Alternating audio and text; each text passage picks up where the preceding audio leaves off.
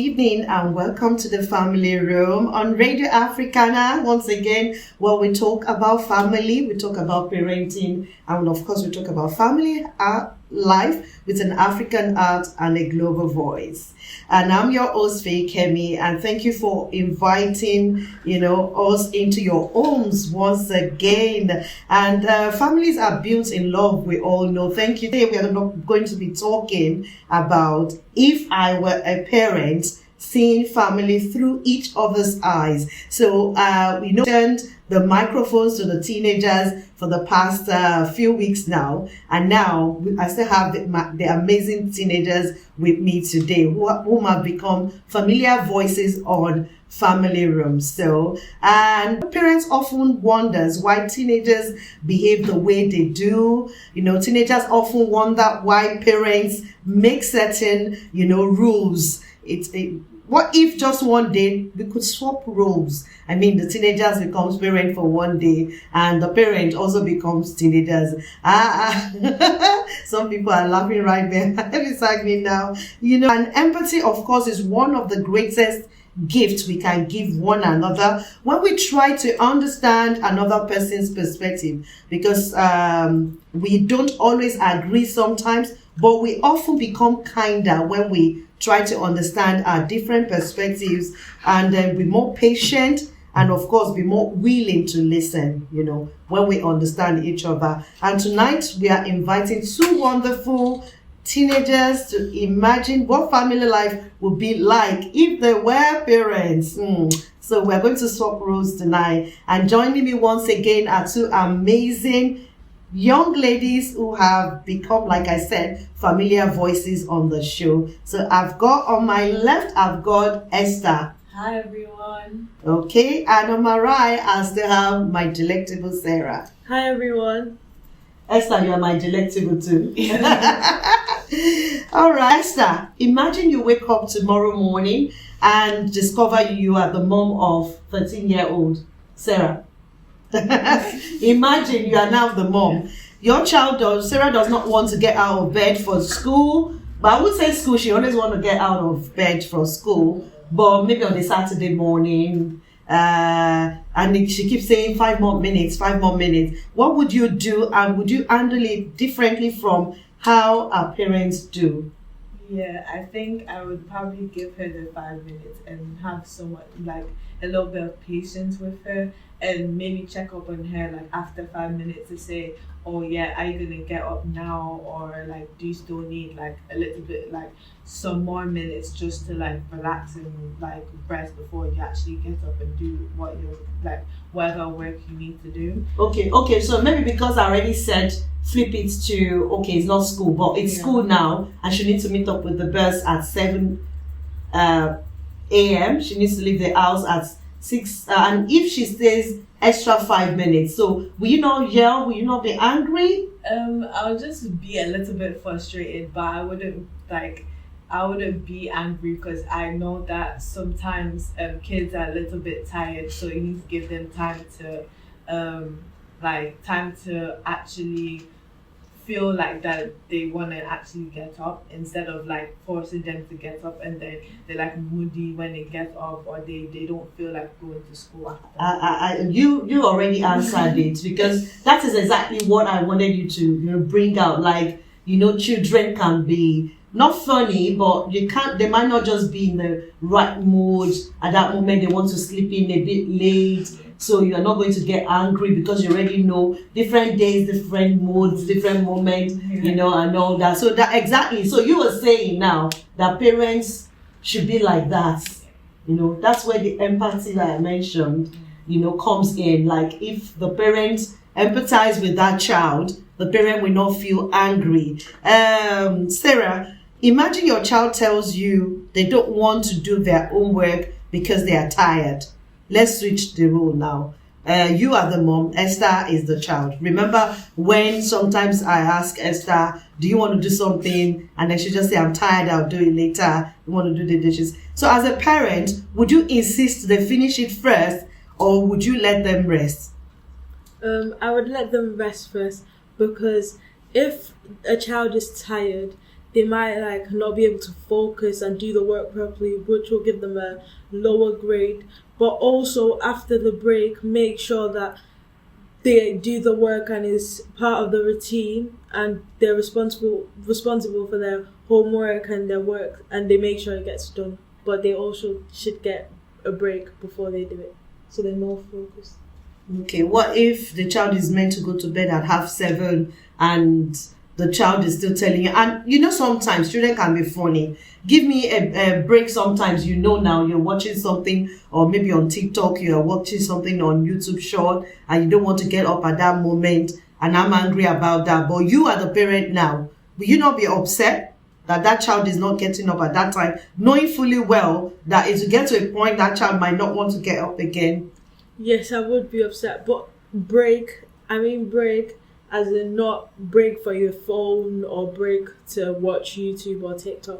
Break as in to sleep, have a little nap. If you're just come back from school, have a little nap, then wake up and do your homework. But not break to be using your phone to go on your phone, because you have more time after you do your homework, so you can go on your phone after. Okay, all right. So as long as the break is not entertainment, it's actually to rest. All right, thank you very much. So Esther, many parents say they make rules because they care. You know, that is what we actually care. So we are not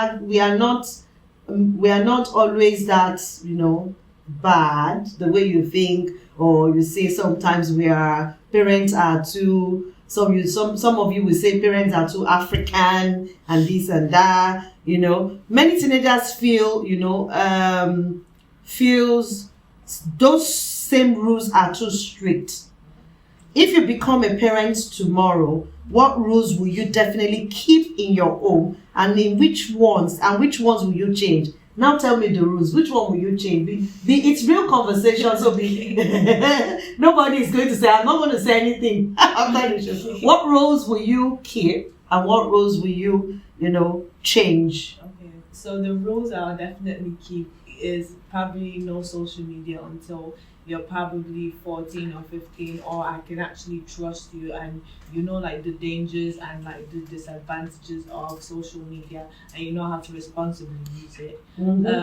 Also like probably like doing so, I would not keep the rule that you can't watch TV on weekdays, because some kids just need a break. So I'll definitely allow you to do like, so the routine would be you doing your homework before watching TV, and you probably only watch TV like an hour on like an hour before bed or something like that, and then you can have like a downtime or like a lock for your screen, and then you just sleep afterwards or something like that. Wow, yeah.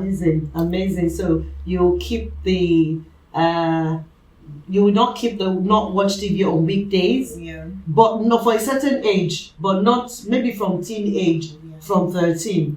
But below 13 shouldn't watch TV on weekdays. They should go to bed in time. All right, but the other one that you said you will keep is not going on social media, having your social media handles until when you feel as a parent that child is responsible enough. Okay, all right, that is good. So we parents are trying. Sarah? I agree with Esther. So I think I would keep basic chores. I know you want social media. Yeah, but I'd keep basic chores. What else? I'd keep basic chores like being honest with your parents and like, yeah. So just basic chores, like you need to do your chores, even if like no matter what age you are, you still need to do your chores and keep the house clean and whatever. So house chores, you keep that as one of the house rules. Doing dishes, if you have to do some cleanings. Okay. Limits on phones. I mean, like it could be a bit extended, but okay, downtime can be extended. Yeah, but you can still keep it. Downtime still at 7, but it can be extended to what time? 8, 9. Okay, 8, all right. It depends what age. Though. It depends on the age. All right. So if you're listening and your parent on TikTok, so that's what she's saying. Like I've got downtime on the phone, on my children's phone. You know, the dad did it some years back, and so she's saying now that it depends on the age limit. Downtime might not necessarily be 7 o'clock, especially if the kids comes back from school and they're tired at 5, they're doing homework, they're on online lesson. But as a parent too, you could use your discretion. So for instance, sometimes when I see my kids have done online lessons and all that till about 7 o'clock and downtime is at 7, I make sure that I extend the downtime, So what else will you take? The TV thing. It depends on what age as well. Okay. Like teenage years, I think, yes, you should be at least allowed to watch TV at least an hour. Okay. All right. Okay. All right. So you're still listening to the Family Room on Radio Africana, and we are still talking about if I were a parent, seeing family through each other's eyes. So it is from the angle of the teenagers now. So they are putting themselves in the shoes of we the parents. Thank you for joining me on TikTok. Thank you. And so now we're going to the challenges of parenting. Now, let me just say this. Imagine your child, Esther, your child comes home with a school report that is much lower than expected. You know they have been trying, but the results aren't good. Will your first response be to ask questions, encourage them, or discipline them? I said 3. Your first response would be to ask questions like, why did you fail? What happened? Or will it be to encourage them, or will you be to discipline them and say, no, you're not watching anything anymore, you're not doing anything more? What will you do if we switch role now? You are the parent.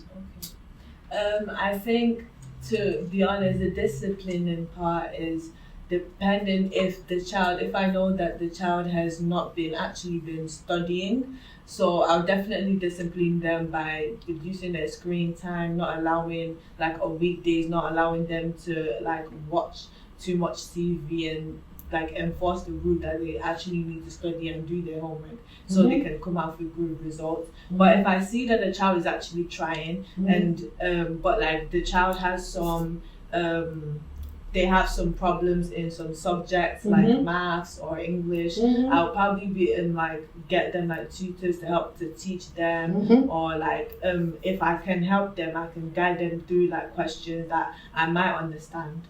So yeah. All right, absolutely spot on. If you're listening to us live on Radio Africana or you're watching us also on TikTok, absolutely spot on, because I remember before my daughter's GCSE, science went down by about some marks down. She had a mark down, and I didn't really know what happened, and there was no way I could call for the papers. But immediately, what we did was to make sure that we put her on extra lessons. In fact, I never said, did I ask questions? I can't really remember. Yeah. I asked questions, but it was not discipline, because I already know my child was doing what she could do. So, and then that was what we just did during the mock exam. We just got, someone, we just enrolled her quickly in more online tutoring and all that. And then during the exam, everything was fine and all that. So that is what I believe. Sarah, what's your thought if you were the parent? I think as a parent, you should encourage them.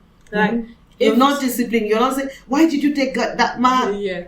So I agree with Esther, because and what you just said, encourage them, especially if you know that they're trying and they're doing the best they can. Okay. And if you see that they're going low on a subject, or they don't really get this and they ask you for help, please help them, because it could really go a long way, and get them tutoring and stuff. Yeah, but if you see that they're being careless and they're not actually focusing and they're just messing about, I think you can put a bit of discipline in, reduce screen time, not let them go out for a weekend, put in studying, because they'll get they'll focus more when you force them to, not force them, but make them study and make sure they understand why they need to study.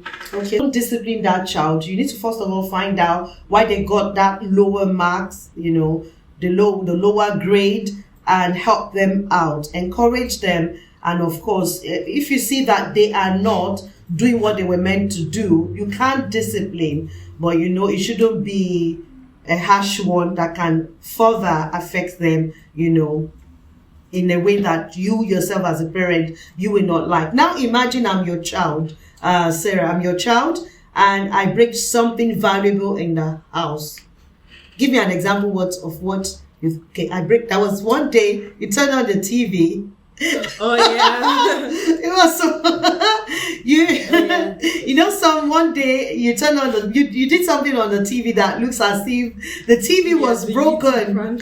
And I walked into the house, I saw the TV, it looks like it was broken. And I said, I couldn't talk, I couldn't shout, I couldn't yell. But I said, but when she saw my eyes, like, so that I don't just go, I don't just go, the other way. She just said, no, it's not broken. It's just a prank, it's not broken. So now, assuming I'm your child and I've broken the TV, what would you do? Maybe I'm a dancer like you, and then you see me in front of the TV, and you say, don't stay too close to the TV, don't go. And then I just go in front of the TV, I'm dancing, and the TV is broken. What will you do? What would be your immediate reaction? And I didn't hide it. I said it. That was actually dancing, and it fell, and it's broken. What would you do? I thank you for telling me straight away and being honest, because some children will lie and say, "Oh, I didn't do it," and like blame it on someone else, or say, "I don't know." So parents should encourage or should appreciate the child verbally, saying it that.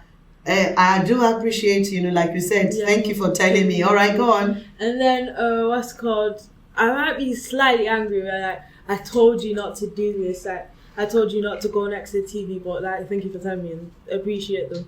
But at the same time,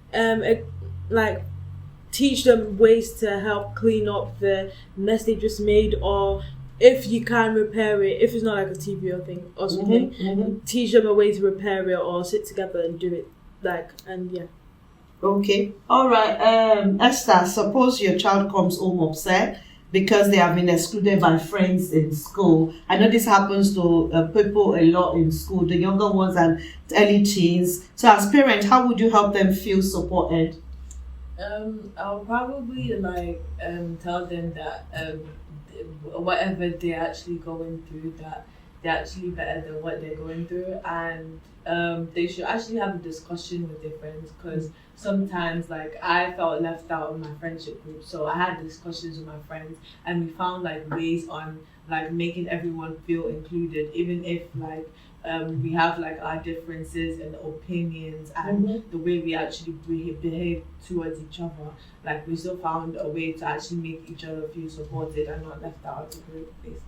Okay, and sometimes parents should also find a way of monitoring their children, checking them out, asking them questions when they come back from school, because some children will feel left out, and if you don't ask them as parent when they come back from school, like I do, and my child came back one day and they said I felt left out, and they don't talk to me, they don't do this, they don't do that, and I had to say no. Even if they don't talk to you, you talk to them. They might not be used to, because children from different parenting background, from different homes, so you can't really judge that they are excluding you as a child. So have you thought of saying hi to them, saying good morning to them, helping them out one way or the other, and they would then appreciate you? But if you just keep to yourself, so as parents, we should also encourage and reassure our children, because basically that is what it is. Sometimes the greatest gift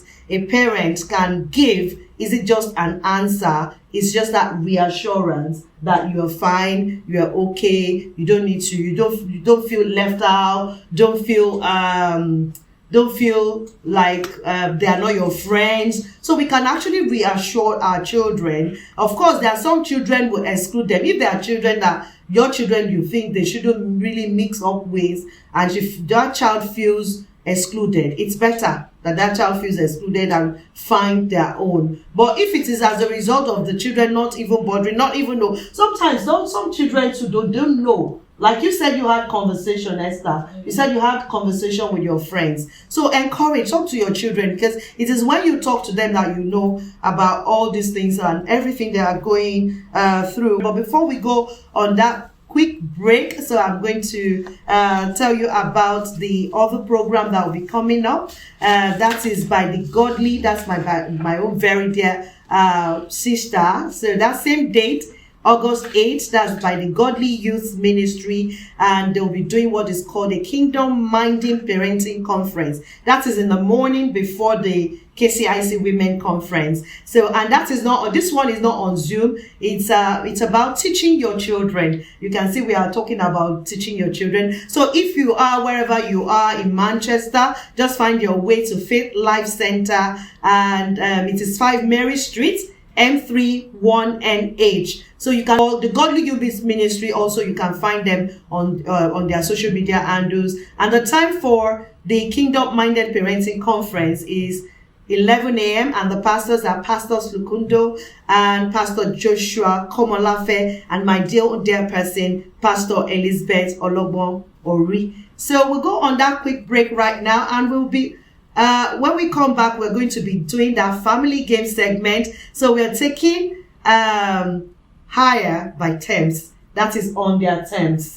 We'll be right back. Don't go away on TikTok. Yes, we are going out of the box from next week, and it's the Feyikemi show from next week, where we talk real conversation, raw topics, parenting, and of course lifestyle. So, but now we're still talking. The teenagers still have their voice in today. I'm listening to me, watching me live on TikTok. Please follow me on TikTok, because I've got the new TikTok handle. Yes, I started. That's Feyikemi Talks. And also subscribe to my YouTube channel, Feyikemi Talks, now. And of course, remember to follow Radio Africana on TikTok, on Instagram, and on YouTube. So we are going to that segment, the family game segment.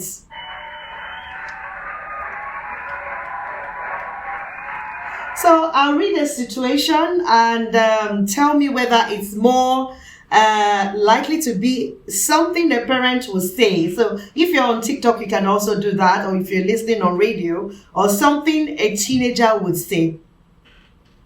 So who would say, turn that music down?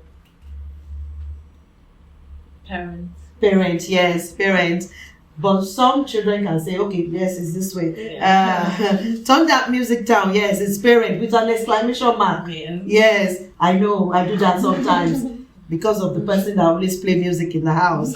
Okay, just 5 minutes more. Just 5 minutes more. Who would say that? Teenagers, children. Just 5 minutes more, please. When I was your age, who would say that? Parents, definitely. When I was your age, when we were your age, and we say it with a lot of emphasis. Everyone else is allowed. Yeah, teenagers. Yeah, actually, that question is good. It came to you because you are used to say everyone is allowed. I always say that everyone is not you. You're different. You got that right the day I said that to you. That you are different. The fact that everyone is allowed does not mean you should think you are allowed. You're different. So to all teenagers watching, everyone might be allowed, but you are different.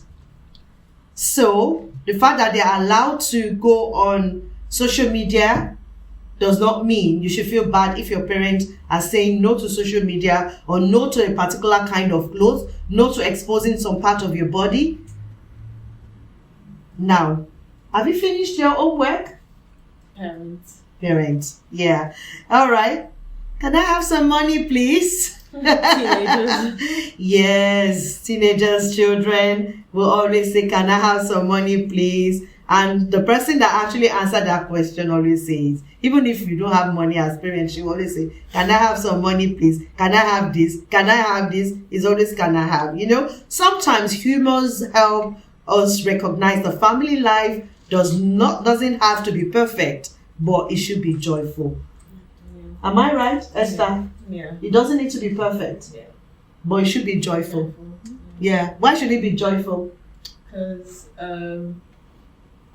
not everybody actually has the money to go on vacations or go everywhere else, but their life can still be joyful with the little things that they have, and spending family time together, just making happy memories is good enough. and it makes people like content, basically. Wow, thank you. So let's talk heart to heart now.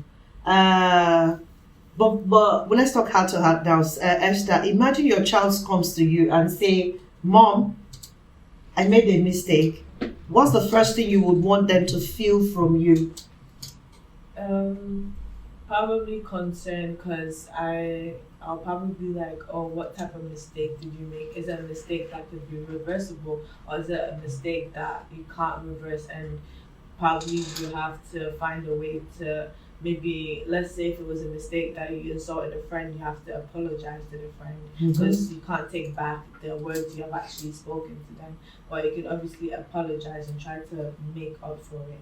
Wow, thank you. So I like that angle. So if it's so you're not going shouty, what did you do this time around? What did you do? Even if you know that child is a child that always doing something, so you want to know first. So that's what Esther is saying to every parent watching me live on TikTok or listening on Radio Africana. You need to find out first what that child has done, and then it has to come with that reassurance that you're going to you're going to listen to them, and you're not going to judge them, so that they can have a safe place, to really pour out their mind to you.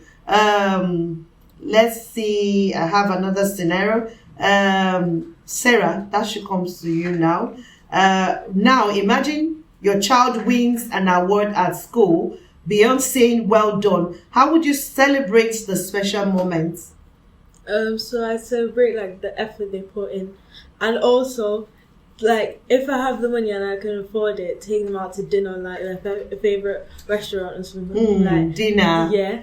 Dinner. But if I can't afford it, then I could just cook their favorite meals at home and like have a nice dinner. I like that word. If you can't afford, parents, if you can't, it's not compulsory that you should go and break the bank when your children have done very well in school and they deserve appreciation beyond words. She said, you even can't afford to take them out for dinner, make their special meal.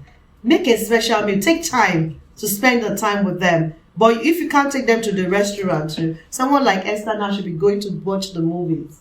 Yeah. What movie? There's one coming up.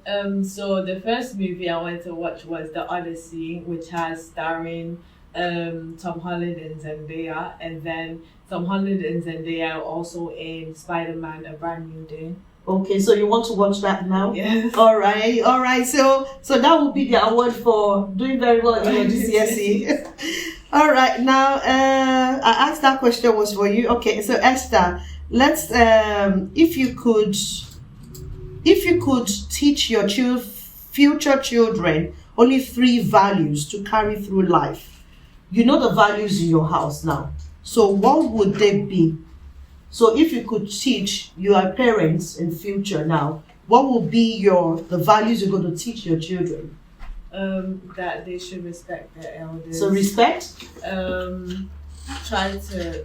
Try to make up for like mistakes that they might have made instead of like blaming other people. Okay, respect, take responsibility. Yes. Yeah, that's fine. Also learning how to do like basic things like house chores and learning how to cook and stuff like that, because especially if you're like a girl and like you get married one day, you need to know how to do the basic stuff at home. I'm not just making the meal. Yeah. Or you say, I can only boil hot water. I can't make eba.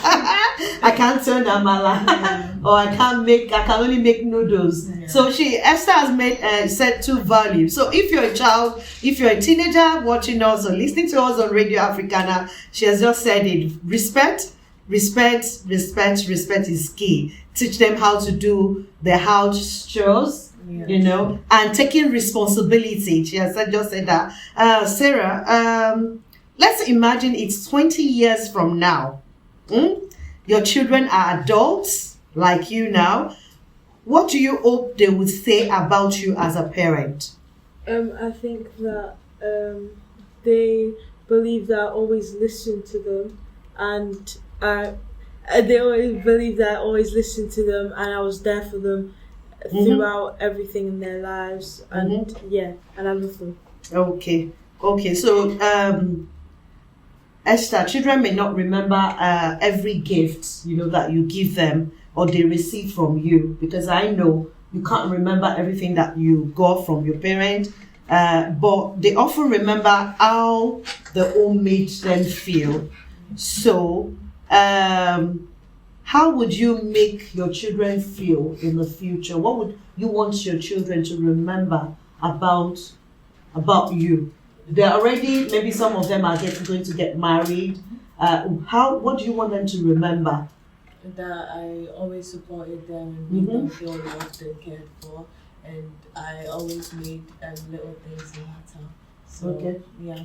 Okay, so your little things matter, they feel supported. So those are the things, as parents, we should always support our children. Those are the things that our children, I remember a lot of children, never felt supported, and they still say, and they still say it, and they still, say that my mom never supported me. I remember today, I was actually talking about my mom, and I was telling someone on the phone, I said, when I looked at it, when I started my career and I was working in top leading radio stations back then in Nigeria, and then I'm always going out in the morning, go for events and all that. And I said, later on when I moved into the UK and I had to start doing, before my second child turned 10, and I saw a bit of when, like you have to take the child to school, you have to pick the child, at a certain time. Then I just looked at myself and then remembered my mom, the sacrifices. So I was telling the person on the phone that I can give everything to my mom now, because I know, because when I look at the sacrifice, so I told the person actually that I felt supported by my mom at that moment. It was a crucial moment in every woman's life, at the start of your career or when you're at the peak of your career. So she actually supported me, and that was just it.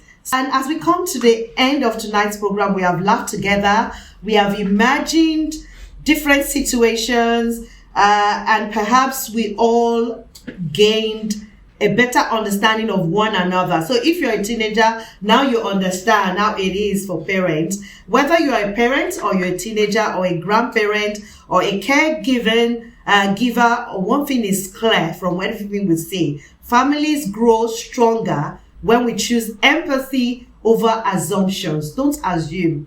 Don't think. Like I always tell my girls, don't think for someone. You're not in the head of that person. Don't assume. And I would like each of you to complete this sentence. The best family advice I would give. So what would be your best family advice, Esther? To always support your family and always show love and care towards them, because you don't know what they're going through, and they just might need that way of a way of you showing that you actually love them and care for them. So yeah, that's my family advice. All right. So what's your family advice? To show care, and also listen to each other, and have conversations and prioritize connections over perfection, because humans are not perfect. So spend quality time with each other. Okay, spending quality time with each other, show care. People are not perfect. Show that you love them. And tonight reminds us also that parenting isn't about getting everything right. And being a teenager isn't just about having all the answers. So as teenagers, you can't have all the answers. You cannot have all those answers. And the stronger families are those where everyone keeps learning from each other, because I do learn from my children. So you don't need to say, I'm the mom, I know more than you, I've been there. Of course, there are sometimes you've been there and they might probably even have it or know it in a better way, and they can also tell you, listen, like Sarah said, let's listen more to each other, laugh more with one another, forgive more, and of course, love more. Don't forget, I told you about programs coming up 8th of August. Now that the children are home, the major one is the Godly Youth Ministry Kingdom Minded Parenting Conference. And if you are in Manchester, the venue is Faith Life Center, and it's 5 Mary Street, M3 1NH. I'm also going to be there that day, and the time is 11 a.m. Of course, I'm going to be there with my children. And the pastors, Pastor Lukundo, Pastor Joshua Komolafe, Pastor Elizabeth Ologbon Lori. What's your last take, Esther? That people should always listen more to, parents should listen more to their kids and also find ways of supporting them in situations that they're in and they feel like they might need like a little bit of support or advice, or like if there's something that you can actually do about it. If it's like the kid is getting bullied in school, you can like set up a meeting to like speak with the person. I know how to do that. Emails, document your emails. Yes.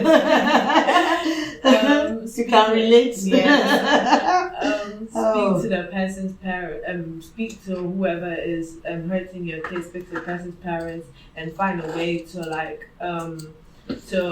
make a decision between the parents to like make the parent like the kid make the kid happy basically. Okay, so parents, listen to your kids, listen to your children. If they have any concerns, write email. Don't just talk, don't just make phone call. Document it. Now, Sarah, what's your final take? Right, I think that you should listen to your kids, and children also listen to your parents. Don't disobey them, and listen to each other. Okay, listen to each other. And to everyone on TikTok, I want to say a very big thank you. And I want to say a very big thank you to the management of Radio Africana. I love this background. Do you like it? Yes. Yeah, I really love it. You can see the background. That's so I don't even want to go back to where we have the other. I don't want to go back to face the producer anymore. I'm loving it. So to everyone that have joined us on TikTok, is going to be amazing. Another great one next Saturday, live on Radio Africana, 6 p.m, the Feyikemi show. And my heartfelt thanks to Esther and to Sarah for sharing your wisdom. You've shared your honesty and of course the humor with us this evening. So you have reminded also that every generation has something valuable to teach each other. And this is me, Feyikemi, on the Family Room on Radio Africana. Until next time, next week, keep building strong families, keep creating meaningful conversations, and remember, the best home and not perfect home. There are homes where love, respect, and understanding grow every day. And it's good night. See you next week, Saturday, on the Feyikemi show. Bye, everyone. Thank you on TikTok. Bye-bye. Bye, everyone. Thank you.